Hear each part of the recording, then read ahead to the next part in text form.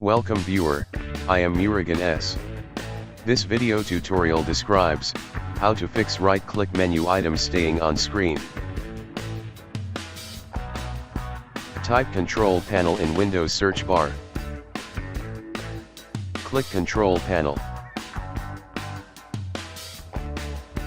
Click to view small icons.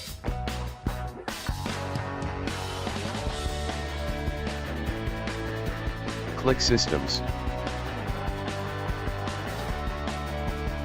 Click Advanced System Settings.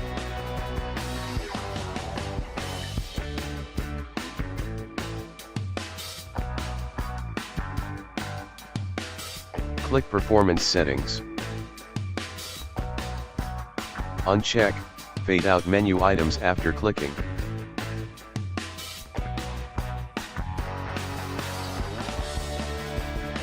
Click Apply, OK. Thanks for watching. I hope this video tutorial helps to solve the problem. Please like, share and don't forget to subscribe my channel. See you next video.